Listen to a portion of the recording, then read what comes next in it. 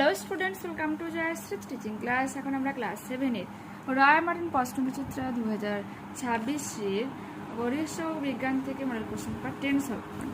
কী রয়েছে দেখো। বর্তমানে কয়লা সবচেয়ে বেশি ব্যবহৃত হয় কয়লা সবচেয়ে বেশি ব্যবহৃত হয় তাপবিদ্যুৎ কেন্দ্রে। তারের পাক সংখ্যা কমালে তড়িৎচুম্বকের শক্তিও কমে যায়। আলোর উৎস বড় হলে গঠিত হয়ে প্রচ্ছায় উপচ্ছায় উভয়ই।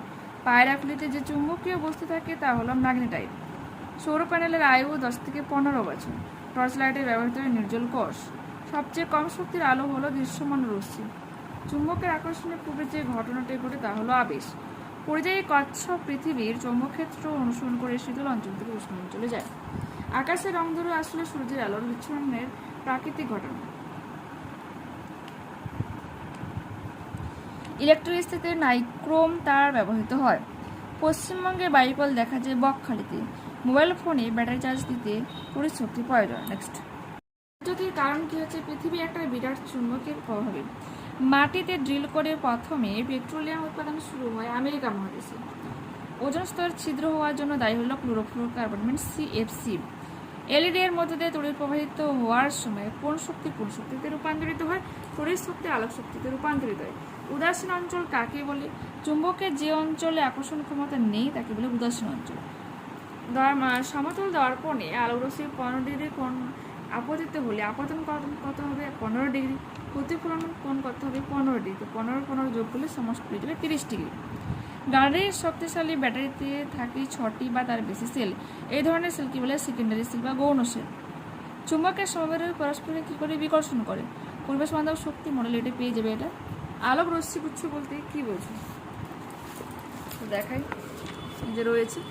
উৎস থেকে নির্গত হয়ে আলো যে সরলরৈখিক পথে মাধ্যমে এক বিন্দু থেকে অন্য বিন্দুতে যায় সেই সরলরৈখিক পথকে আলোক রশ্মি বলে। এটি একটি কাল্পনিক রেখা যা তীর চিহ্ন দ্বারা নির্দেশ করা হয়। ওকে, এই রশ্মিগুচ্ছের প্রকারভেদ জানতে চাওয়া হয়েছে। তো দেখে নাও, 3টি ভাগে ভাগ করা হয়: সমান্তরাল আলোক রশ্মিগুচ্ছ, অপসরীয় আলোক রশ্মিগুচ্ছ, অভিসরীয় আলোক রশ্মিগুচ্ছ। পরবর্তী প্রশ্ন রয়েছে আলোর প্রতিফলন কাকে বলে? তো তোমার রয়েছে 44 পেজ।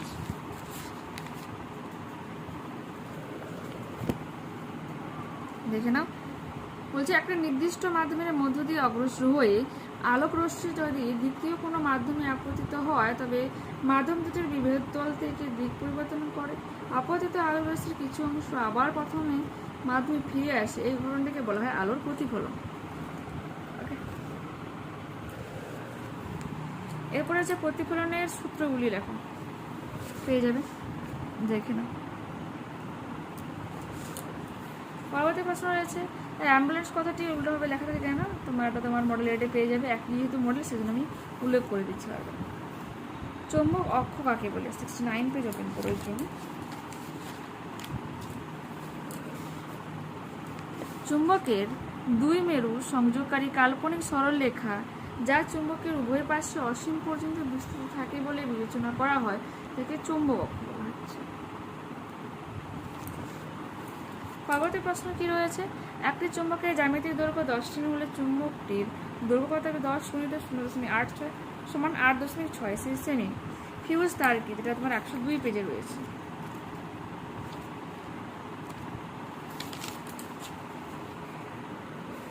তার বৈশিষ্ট্য সবই পেয়ে যাবে, এগুলো তোমার অলরেডি আমি আগে দেখিয়েছি। ওকে,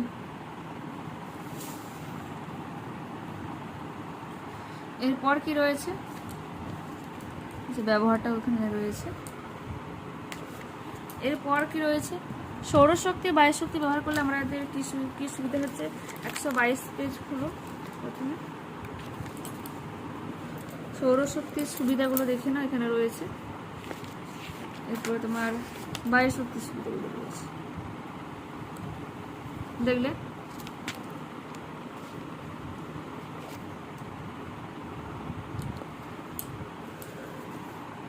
এরপর কি রয়েছে? নৌকম্পাসে কি ধরনের চুম্বক ব্যবহার করে? চুম্বক শলাকা। আকর্ষণ অপেক্ষা বিকর্ষণই চুম্বকের নিশ্চিত প্রমাণ। তোমার রয়েছে 70 পেজ।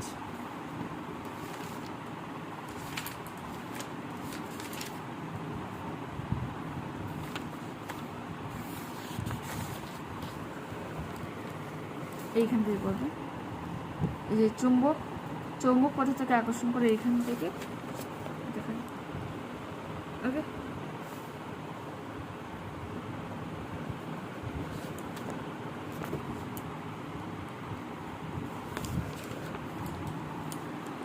এরপর কি রয়েছে, তড়িৎ চুম্বক কাকে বলে, তড়িৎ চুম্বকের ব্যবহার, এটাও কিন্তু বহুবার দেখানো হয়েছে। দেখে নাও তড়িৎ চুম্বক, তার ব্যবহার। এরপর কি রয়েছে, জীবাশ্ম জ্বালানি কাকে বলে, 114 পেজে রয়েছে, 114 পেজ ওপেন করো।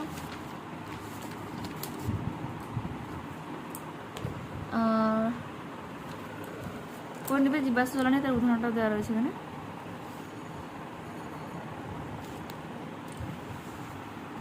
আর সেকেন্ড যে প্রশ্নটা রয়েছে, জীবাশ্ম জ্বালানি অতি ব্যবহারে কীভাবে কমানো যায়, এইখান থেকে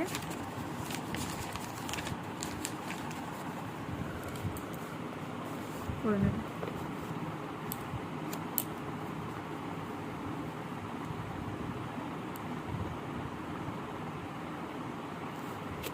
অনুরূপ প্রশ্ন রয়েছে। মুক্ত বর্তনী বদ্ধ বর্তনীর ব্যবহার লেখা, টেক্সট বুকে দেখে নিই, কারণ এখানে জাস্ট সংখ্যাটাই দেখাচ্ছে সবাইকে। আর এই মানে তোমার ছবিগুলো বহুবার দেখানো হচ্ছে মুক্ত আর বদ্ধ বর্তনীটা। জৈব শক্তি কাকে বলে, 125 পেজ, এটাও কিন্তু দেখিয়েছি, আরও একবার দেখিয়ে দিচ্ছি তোমাদেরকে, যেহেতু কাছাকাছি ছিলাম সেজন্য। জৈব শক্তি। নেক্সট, পরিবেশ বান্ধব শক্তির প্রয়োজনীয়তা, এটা আপনার 113 পেজে রয়েছে।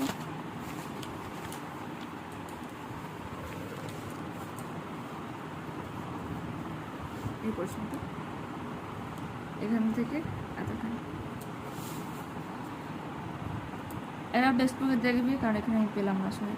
কেউ যদি পেয়ে থাকো পেজ নাম্বারটা উল্লেখ করে দেবে।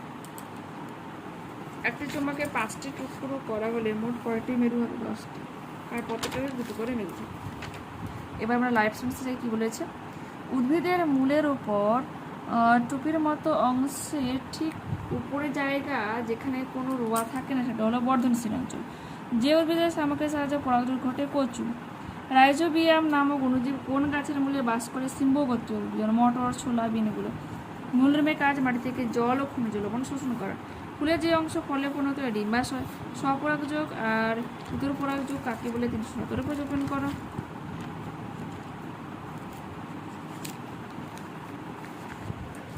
এখানে স্বপরাগযোগ রয়েছে, আর এখানে রয়েছে ইতর পরাগযোগ।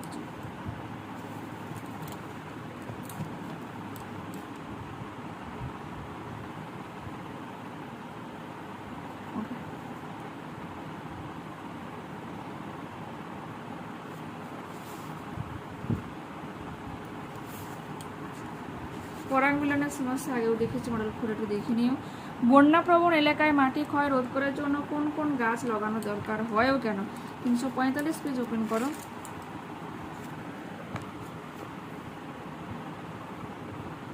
এরা কি করে, মাটিকে এদের শিকড়গুলো মাটিকে শক্ত করে ধরে রাখে, ফলে মাটি ক্ষয় রোধ করে, এই জন্য গাছগুলোকে লাগানো হয়।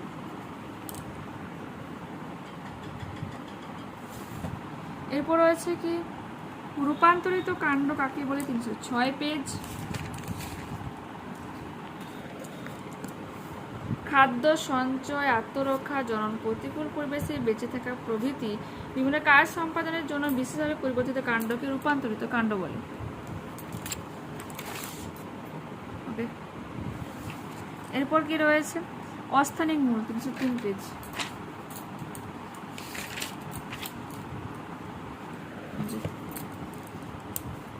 ভ্রূণমূল ছাড়া উদ্ভিদের যে কোনো অংশ থেকে উৎপন্ন মূলকে অস্থানিক মূল বলা হচ্ছে।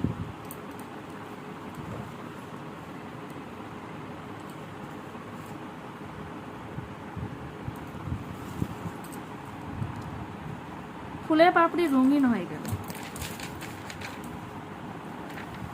একবারে উপরে লিখেছি দেখো, পতঙ্গ পাখিদের আকৃষ্ট করে পরাগযোগ সম্পন্ন করার জন্য ফুলের পাপড়িগুলো রঙিন হয়।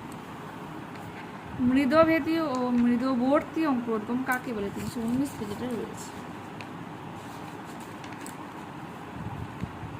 এই যে রয়েছে মৃদভেদী অঙ্কুরোদ্গম, দেখে নাও। পূর্ণতেতু, যে প্রকার অঙ্কুরোদ্গমে বীজপত্রাব কাণ্ড দ্রুত বৃদ্ধি পাওয়ার ফলে বীজপত্রাব কাণ্ড বীজপত্র বীজকে কাটিয়ে মাটির উপরে উঠে আসতে তাকে মৃদভেদী অঙ্কুরোদ্গম বলে। এক্ষেত্রে বীজপত্র সবুজ হয় এবং শিশু উদ্ভিদের প্রথম পাতা সৃষ্টি করে। মানে কুমড়ো, তেঁতুল, বিন, তুলোবীজের মৃদভেদী অঙ্কুরোদ্গম ঘটে।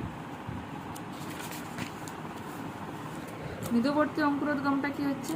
যে প্রকার অঙ্কুরোদ্গমে বীজপত্রাদি কাণ্ডের দ্রুত বৃদ্ধির ফলে বীজত্বক দ্বারা আবৃত বীজপত্র কখনোই মাটি ভেদ করে উপরে উঠে আসে না, তাকে মৃদবর্তী অঙ্কুরোদ্গম বলে। এই প্রকার অঙ্কুরোদ্গমে বীজপত্র মাটির নিচেই থেকে যায় এবং বীজপত্রাদি কাণ্ড দীর্ঘ হয়, যেমন মটর, ছোলা, আম, ধান, ভুট্টা প্রভৃতি বীজের মৃদবর্তী অঙ্কুরোদ্গম ঘটে। তো দেখতে পেলে এখানে কিন্তু পুরোপুরিভাবে আমরা এই মডেলটাকে কমপ্লিট করে নিলাম। নেক্সট ক্লাসে আবারও দেখা হচ্ছে। যারা চ্যানেল নতুন আছে প্লিজ চ্যানেলটাকে সাবস্ক্রাইব করে নিও, বন্ধুদের কাছে ভিডিওকে শেয়ার করে নিও। যদি এই ভিডিওটা তোমাদের ভালো লেগে থাকে প্লিজ এটা লাইক বাটনে ক্লিক করে নিও, হাই বাটনে ক্লিক করে নিও এবং কমেন্টে তোমার জন্য অ্যাকচুয়ালি এই ভিডিওটা তোমাদের কেমন লাগলো। ঠিক আছে, টাটা, বাই।